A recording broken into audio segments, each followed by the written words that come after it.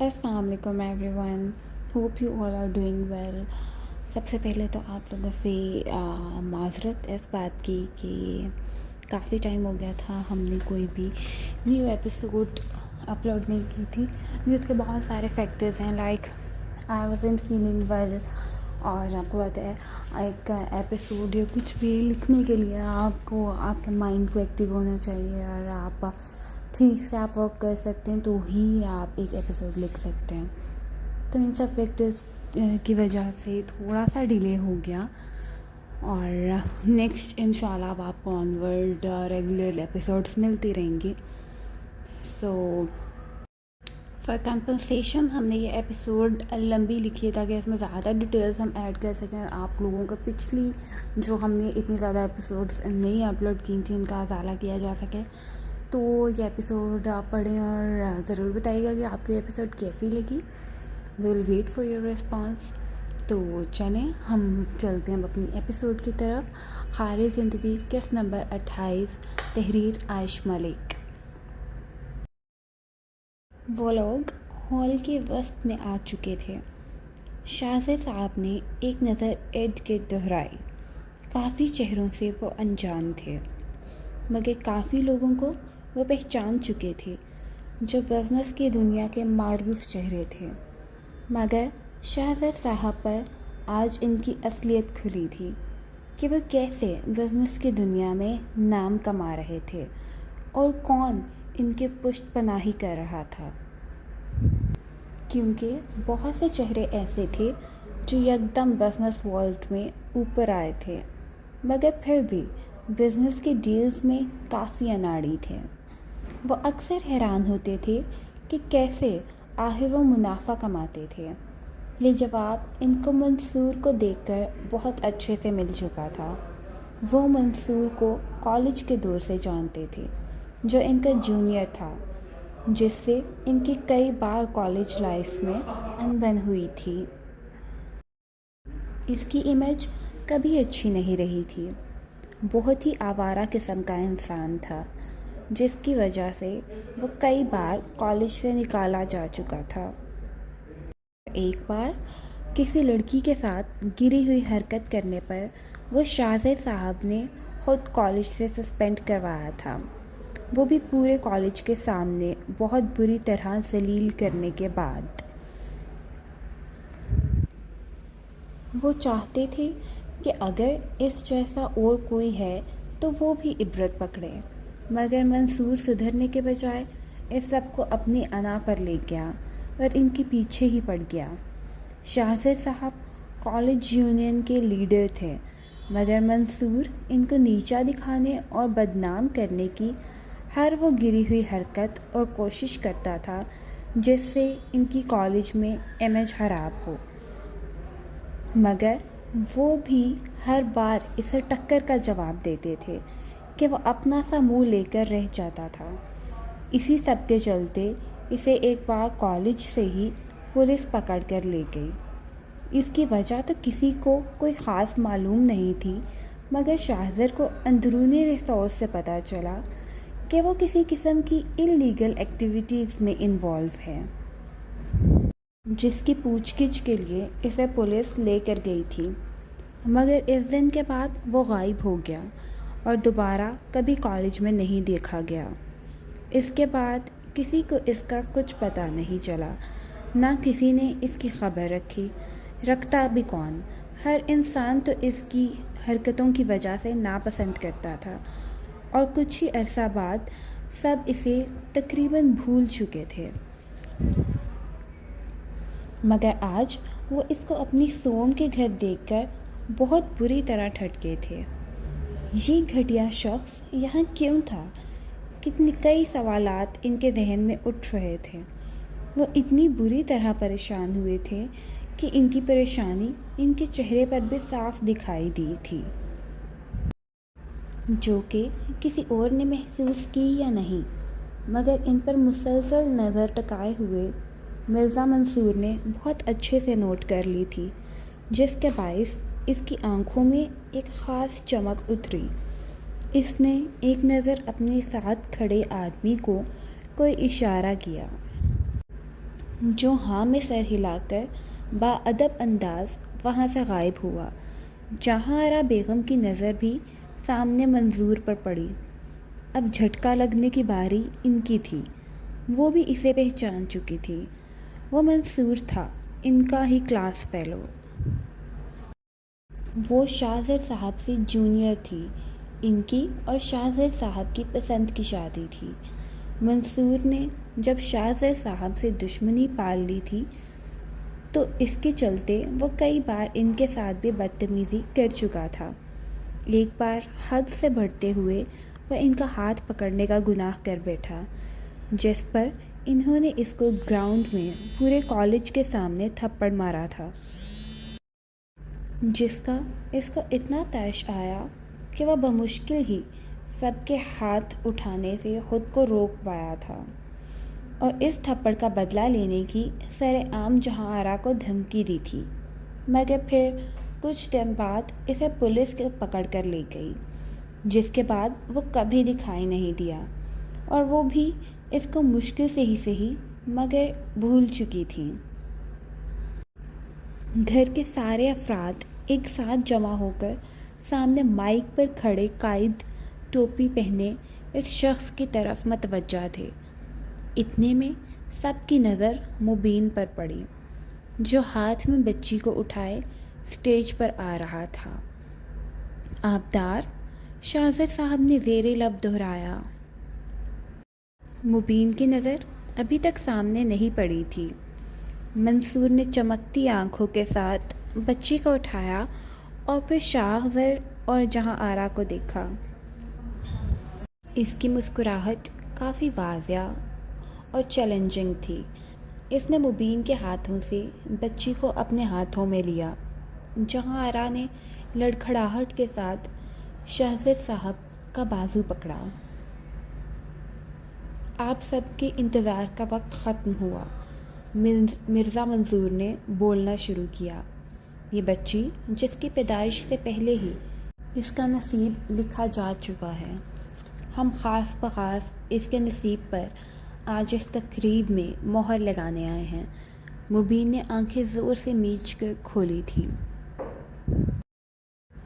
مگر آنکھیں کھولتے ہی اس کی نظر جہاں آرا پر پڑی۔ وہ کسی بڑے جھٹکے سے کم نہیں تھا۔ وہ مر کر بھی یہ منظر تصور نہیں کر سکتا تھا۔ اس نے پھر سے اپنی آنکھیں 2 بار جھپک کر کھولیں کہ کہیں وہ تصور میں سوم کی فیملی کو امیجن کر رہا ہے، یا وہ سب واقعی اس کے گھر میں اس کے سامنے ہیں۔ مگر یہ کیا، وہ تو سچ میں سامنے تھے۔ اس نے جلدی سے پیچھے دیکھا۔ سوم نہیں آئی تھی باہر۔ اس نے شکر کا سانس لیا تھا۔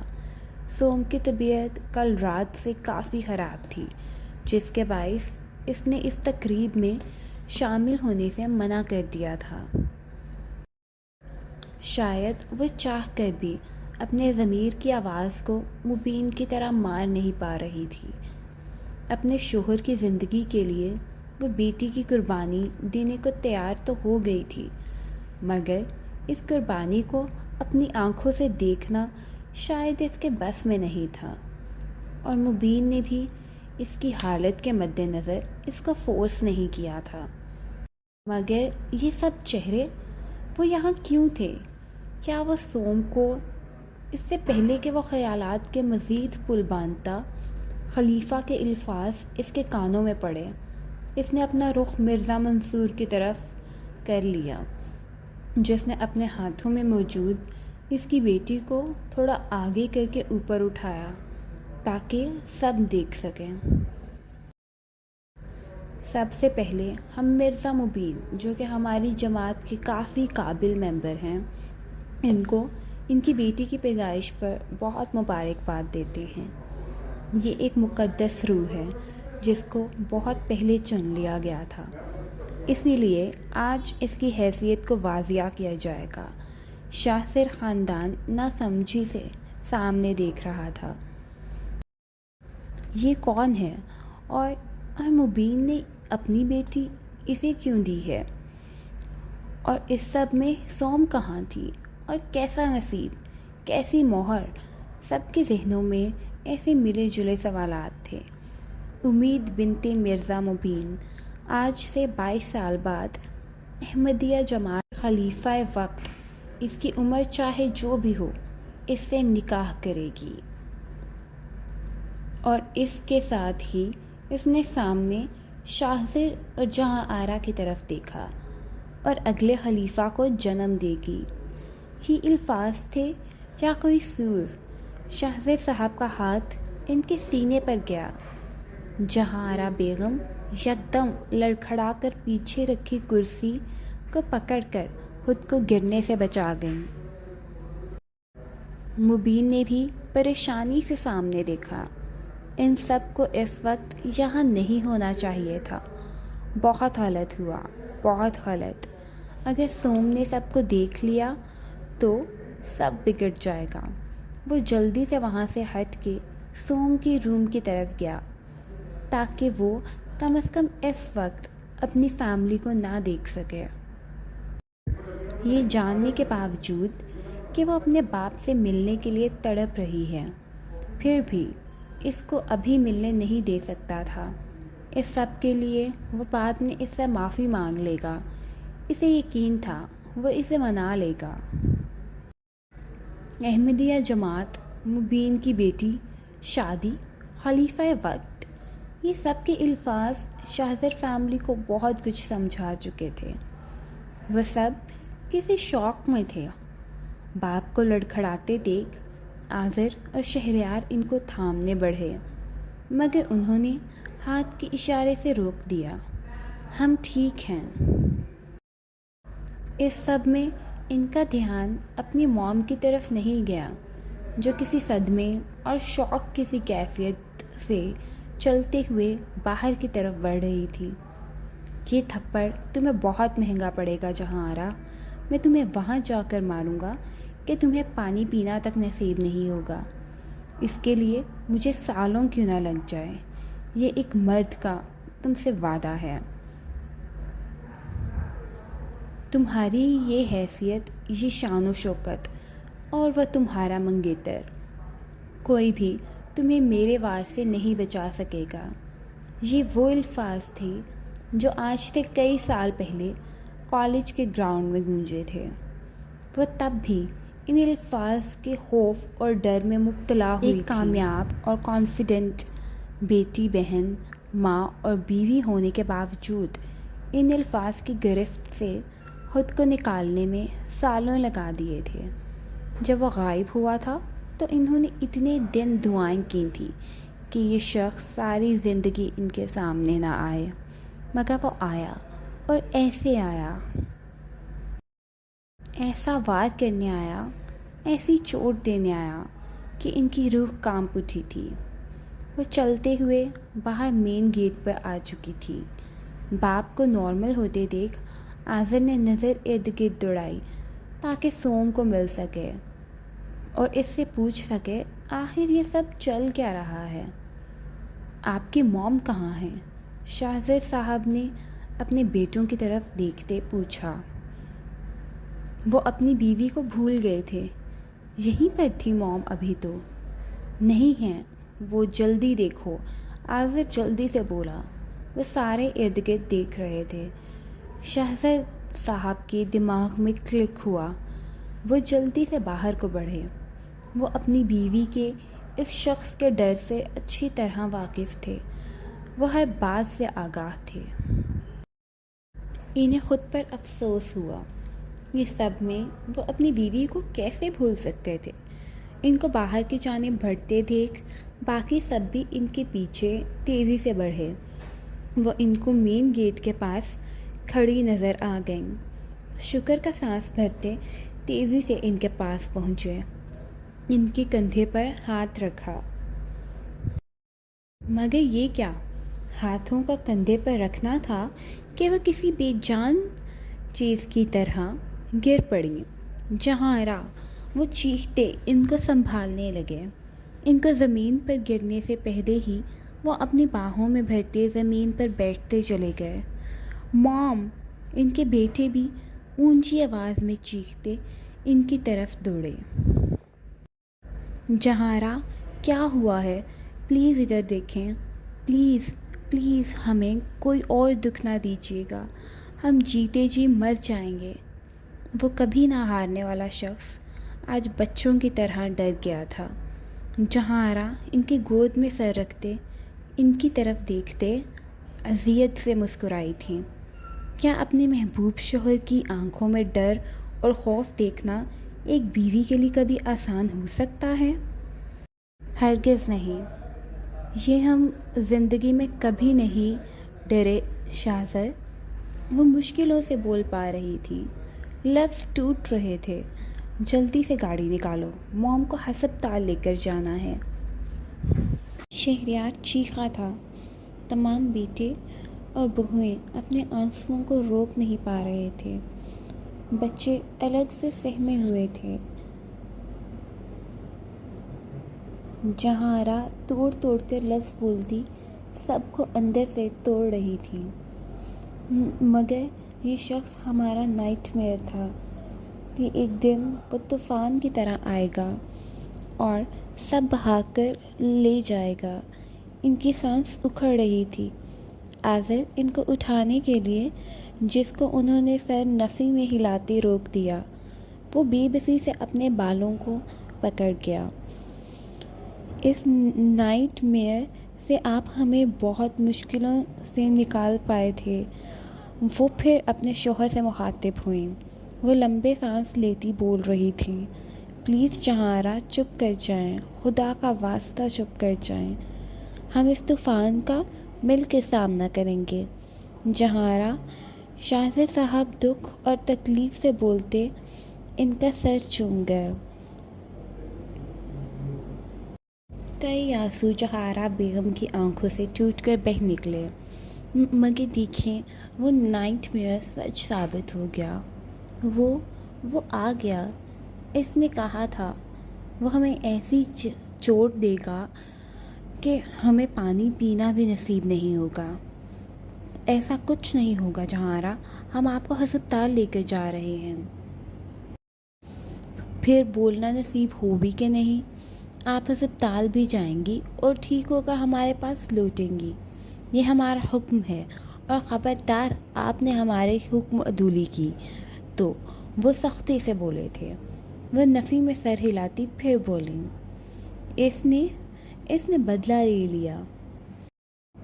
ہم سب کچھ تباہ کر دیں گے جہارا، اگر آپ نے ہمیں اکیلے چھوڑ جانے کا سوچا بھی تو۔ اس بار شاہزادے صاحب دھاڑے تھے۔ جہارا بیگم نے نفی میں سر ہلایا۔ بہت دیر ہو چکی، آپ بھی جانتے ہیں، کہا تھا نا ایک اور ہار ہماری جان لے لے گی۔ ہم ہار گئے۔ نہیں جہارا، موم پلیز، موم حوصلہ رکھیے۔ آذر نے بغیر ان کی سنے ان کو بازوؤں میں اٹھا لیا۔ وہ جلدی سے گیٹ سے باہر نکلتے ان کو گاڑی میں بیک سیٹ پر آرام سے لٹاتے، دوسری طرف سے آ کر خود بیٹھتا سر اپنی گود میں رکھ گیا۔ شہریار جلدی سے گاڑی سٹارٹ کرو۔ وہ بیٹھتے ہی چیخا تھا۔ ان کی بہن بھی جلدی سے فرنٹ سیٹ پر بیٹھی۔ ہاں بھائی، شہریار ہوش میں آتا جلدی سے گاڑی سٹارٹ کر گیا۔ موم، آپ کو کچھ نہیں ہوگا، ہم ابھی ہسپتال میں پہنچ جائیں گے۔ وہ تینوں بے بسی سے رو رہے تھے۔ وہ اپنی ماں کا سر اور چہرہ چومتے ان کے چہرے سے بال پیچھے کرتا ان کے بجائے خود کو حوصلہ دے رہا تھا۔ اس کے آنسو جہارا کے چہرے پر گر رہے تھے۔ آذر، جہارا نے بہت مشکل سے اسے پکارا، موم پلیز چپ کر جائیں، آپ کو تکلیف ہو رہی ہے۔ وہ غنودگی میں جا رہی تھی۔ ان کو غنودگی میں جاتے دیکھ وہ اور ڈرا۔ موم، موم نہیں، پلیز، آپ کو جو بھی بات کرنی ہے آپ کریں، میں سن رہا ہوں۔ جہارا نے دایاں ہاتھ اٹھاتے اس کے بالوں میں پھیرا اور نیچے کو دبایا۔ ان کا اشارہ سمجھتے وہ اپنا سر نیچے کر گیا۔ شہریار شیشے سے یہ سب دیکھتا رو پڑا۔ وہ کیسے ضبط سے گاڑی چلا رہا تھا وہی جانتا تھا۔ आज़र का सर नीचे करती वो इसका माथा चूम गई। आप अपने डैड का ख्याल रखिएगा, इनको अकेला मत छोड़िएगा। इसके साथ ही उन्होंने एक हिचकी ली। मॉम प्लीज़, शहरयार चीखा। वो बार बार पीछे देख रहा था। और मेरी बात गौर से सुने आप दोनों, वो बहुत मुश्किल से बोल पा रही थी। मैं सुन रहा हूँ मॉम। उम्मीद को बचा लीजिएगा, इसको हमारे बदले की भेंट चढ़ने से बचा लीजिएगा, ये हमारी रिक्वेस्ट। इसके साथ ही उन्होंने एक आखिरी हिचकी ली और आंखें मूंद गईं। मॉम, गाड़ी तेज़ चला शहरयार, वो धाड़ा था। मैं चला रहा हूँ भाई, प्लीज़ मॉम को जगा कर रखें, बस हम पहुँचने वाले हैं। वो अंधाधुंध गाड़ी चला रहा था। प्लीज़ मॉम को जगा के रखिए भाई, वो बोल क्यों नहीं रही? वो बेबसी से चीखा था। आज़र साकित हो चुका था। इसे जो समझ आ रही थी वो समझना नहीं चाहता था। शाहज़र साहब अभी तक वहाँ पर ही सदमे में बैठे अपने खाली हाथों को देख रहे थे। वारिस इनकी तरफ बढ़ा। डैड चलें, भाई मॉम को हॉस्पिटल ले गए हैं, बाकी सब भी जा चुके हैं, हम भी चलते हैं। वो अपने आंसू पोंछता इनके कंधे पर हाथ रख गया। वो सबको रवाना करते अपने डैड के पास आया। इसका दिल फट रहा था। वो ख़ुद अपनी मॉम के पास पहुंचना चाहता था, मगर इसको पता था कि इसके डैड की कंडीशन भी इस वक्त सही नहीं है। किसी न किसी को इनके साथ रहना था। शाहज़र साहब ने एक नज़र उठाकर अपने छोटे बेटे को देखा और फिर नज़रें अपने खाली हाथों की तरफ कर लीं, जहाँ कुछ देर पहले इनकी महबूब बीवी थी। डैड, वारिस ने इनको फिर पुकारा। चलें, घर चलो, वो स्पॉट अंदाज में बोलते उठ खड़े हुए। घर? मगर मॉम को भाई अस्पताल लेकर गए हैं, हमें पहले अस्पताल लेकर जाना चाहिए, वो भराई हुई आवाज़ में बोल रहा था। इसकी बात सुनते शाहज़र साहब कर्ब से मुस्कुराए। आपकी मॉम अपनी बात की पक्की हैं, उन्होंने कहा था एक और हार इनकी जान ले जाएगी, और मगर इससे आगे उनसे बोला ना गया। प्लीज़ डैड चलें, वो कुछ ना बोले। वारिस इनको पकड़कर बाहर की तरफ चल दिया। गेट से बाहर निकलने से पहले शाहज़र साहब ने एक आखिरी नज़र मुड़कर पीछे देखा। एक आंसू इनका निकलकर दाढ़ी में जज्ब हो गया। उन्होंने ज़िंदगी में 2 औरतों से टूटकर मोहब्बत की थी और वह जान चुके थे वो दोनों ही आज इनकी ज़िंदगी से हमेशा हमेशा के लिए निकल गई हैं। वो वारिस के साथ घर से बाहर निकल गए। 5 साल बाद।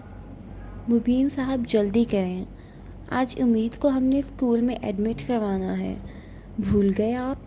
मुबीन का कोट पहनाते हुए मुस्कुरा कर बोली। हम कैसे भूल सकते हैं कलसूमारा, वो अब सोम को पूरे नाम से पुकारते हैं, और ये भी सोम की ही ज़िद थी, क्योंकि ये नाम इसको इसके माँ बाप ने नाम दिया था, और ये नाम इसे घर वालों की याद दिलाता था, और वो अब हर याद से पीछा छुड़वा चुकी थी। तो चलिए फिर गाड़ी निकलवाइए, हम अपनी बेटी को लेकर आते हैं। वो अपनी साड़ी का पल्लू संभालती कमरे से बाहर निकल गईं। इनका रुख उम्मीद के कमरे की तरफ था। मॉम की जान, वह जैसे ही रूम में दाखिल हुई, इनकी बेटी अपने छोटे से हाथों में चॉकलेट पकड़े खाने में मसरूफ़ थी। सुबह सुबह चॉकलेट, उफ़, चले माय डॉल। वो पिंक शॉर्ट फ्रॉक 2 पोनियों में बिल्कुल बारबी डॉल लग रही थी। इसने क्यूट से अंदाज में यस बोलकर सर हिलाया और मॉम का हाथ पकड़कर बाहर चल दी। वो बहुत खुश थी। वो हमेशा बाहर जाने के लिए उतावली रहती थी, मगर इसके मॉम डैड अपने अपने कामों में बिज़ी रहने की वजह से वीकेंड पर ही इसको बाहर लेकर जाते थे। مگر اب ڈیلی اسکول کے لیے ہی صحیح، مگر وہ باہر جانے کا سن کر بہت خوش تھی۔ مزید 10 سال بعد وقت کا کام تھا گزرنا، سو گزرتا گیا۔ مبین اور سوم کی شادی کو 15 سال سے زیادہ کا عرصہ گزر چکا تھا۔ اب وہ لوگ مبین اور سوم کے بجائے مرزا مبین اور کلثوم آرا کے نام سے اپنی اپنی فیلڈ میں جانے جاتے تھے۔ وہ اپنی زندگی میں اپنی بیٹی کے سنگ خوش تھے۔ دولت کا نشہ ہی ایسا ہوتا ہے، ایک بار لت لگ جائے تو پھر قبر تک پیچھا نہیں چھوڑتی۔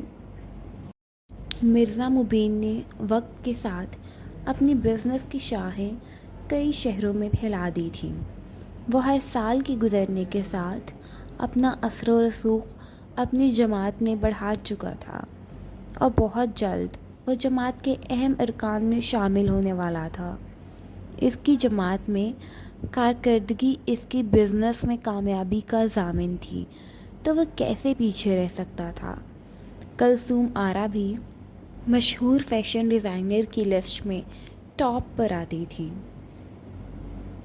شہرت کی بلندیوں کو چھوتے وہ اپنا ماضی کہیں بہت پیچھے چھوڑ آئے تھے، مگر اب ایک مسئلہ جو ان دونوں کو فیس کرنا پڑتا تھا وہ تھی ان کی بیٹی امید، جو کہ وقت کے ساتھ ساتھ چڑچڑے پن کا شکار ہو رہی تھی۔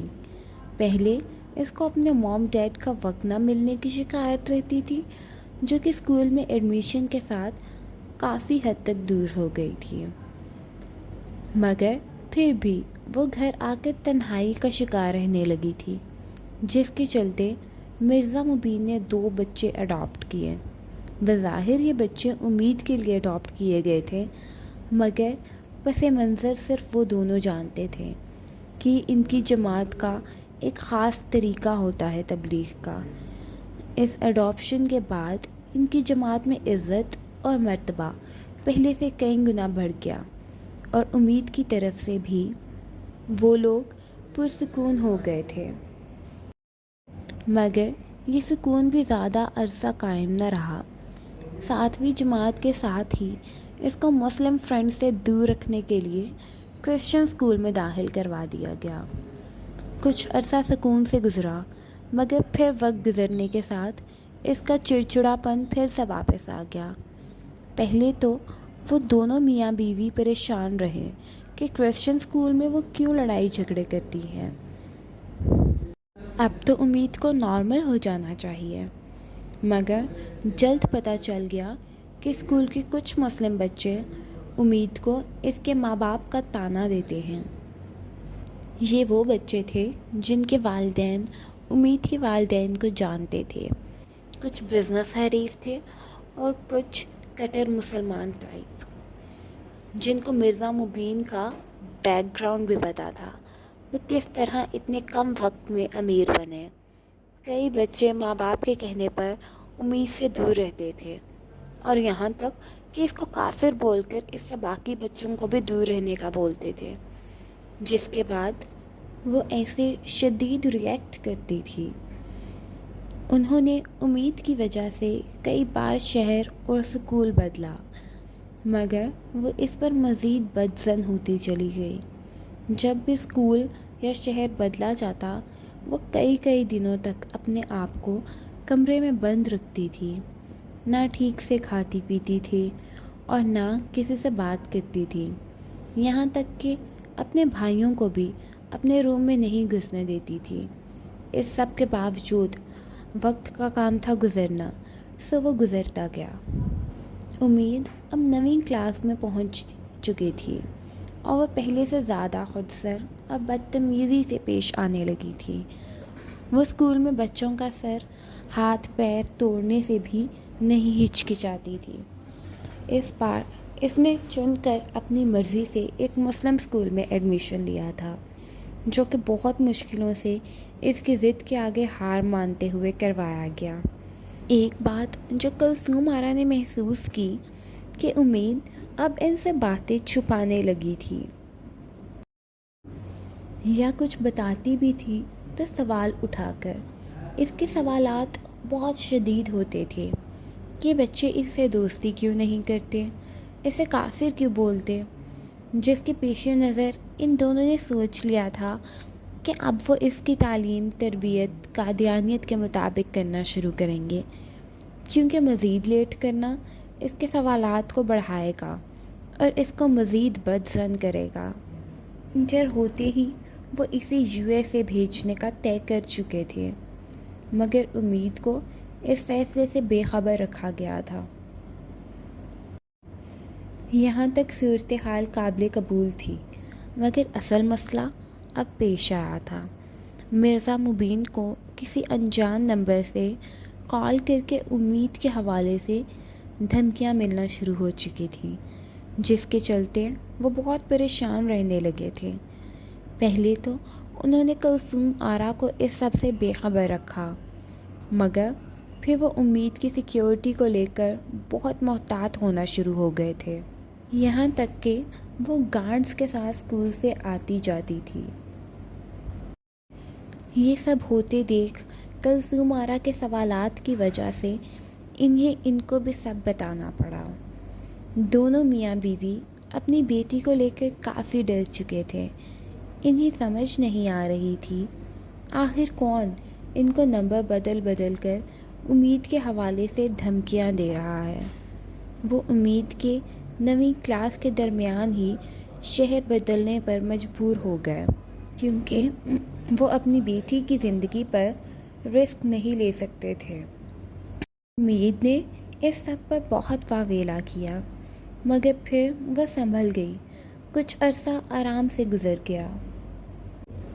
امید 10ویں کلاس شروع کر چکی تھی جب ایک دن اسکول کے باہر اس پر جان لیوا حملہ ہوا، جو کہ گارڈز کے الرٹ رہنے کی وجہ سے ناکام ہو گیا، مگر اس سے وہ دونوں میاں بیوی بہت صحیح معنوں میں پریشان ہو گئے تھے۔ نہ وہ امید کو اکیلے باہر کسی ملک بھیج سکتے تھے، نہ اس کا اسکول چھڑا کر گھر بٹھا سکتے تھے۔ ایک بار پھر مجبوراً انہیں شہر بدلنا پڑ گیا۔ امید کو اس سب کے دوران کیسے سمجھایا اور منایا گیا، یہ ایک الگ کہانی تھی، یا یوں کہہ لیں ایک الگ ٹارچر تھا جس سے وہ دونوں ہر بار گزرتے تھے۔ امید کی 10ویں کلاس کے امتحان ہو رہے تھے۔ اس کا آخری پیپر تھا۔ پیپر دے کر وہ گارڈز کی نگرانی میں گھر آ رہی تھی جب ایک بار پھر اس پر حملہ ہوا۔ اس بار گارڈز تحفظ دینے میں ناکام ہوئے اور اس حملے میں امید کافی زخمی ہوئی اور کئی دن ہسپتال میں رہ کر آئی۔ So that is the end of episode 23. امید ہے آپ لوگوں کو ہماری یہ ایپیسوڈ بہت پسند آئی ہوگی۔ اپنی فیڈ بیک ضرور دیجیے گا۔ تب تک کے لیے اللہ نگہبان۔